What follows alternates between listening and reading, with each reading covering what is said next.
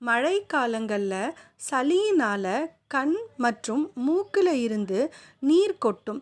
இதை சரி செய்வதற்காக நாட்டு மருந்து கடைகளில் கிடைக்கிற ஆடாதோடை இலைப்பொடியை 1/2 ஸ்பூன் அளவுக்கு எடுத்து சுடு தண்ணியில் கலந்து காலை மாலை 2 வேளை குடித்தால் மூக்கு மற்றும் கண்களில் இருந்து வடியும் நீர் ஒரே நாளில் குணமாகிவிடும். மற்றொரு முறையாக 2 டேபிள் ஸ்பூன் தேங்காய் எண்ணெயில் ஒரு சூடத்தை நச்சு போட்டு லேசாக அடுப்பில் சூடு பண்ணிவிட்டு அதை மார்பகத்தில் தடவுனீங்கன்னா ஒரே நாளில் சளி முற்றிலுமாக குணமாகிவிடும். மற்றொரு முறையாக 1 டம்ளர் பாலில் 1/4 டீஸ்பூன் மஞ்சள் தூள், 2 பல் பூண்டு, 4 மிளகு தட்டி போட்டு நன்றாக கொதித்ததும் வடிகட்டிட்டு அதோட 1 டேபிள் ஸ்பூன் பனங்கற்கண்டு போட்டு காலை மாலை 2 வேளை குடித்து வரவும்.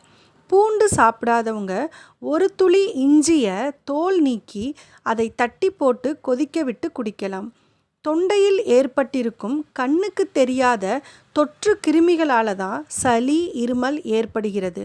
மிதமான வெந்நீரில் 1 சிட்டிகை உப்பு போட்டு காலை மாலை வாய் கொப்பளித்து வந்தால் தொற்று நீங்கி தொண்டையில் உள்ள புண்களை ஆற்றுவதோடு கட்டி சளியக்கூட இலகச் செய்து வெளியில் கொண்டு வந்துவிடும்.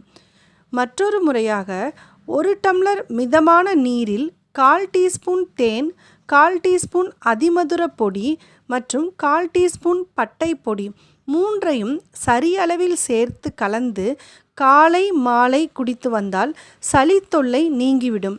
மற்றொரு முறையாக நீங்கள் டீ போடும்போது சிறிது இஞ்சியை தோல் நீக்கி தட்டி போட்டு அதனுடன் சிறிது பட்டை பொடி, கிராம்பு பொடி, 1 ஏலக்காய் தட்டி போட்டு கொதிக்க வைத்து வடிகட்டி அதுடன் நாட்டு சர்க்கரை கலந்து மசால் டீ போல் குடிக்கலாம்.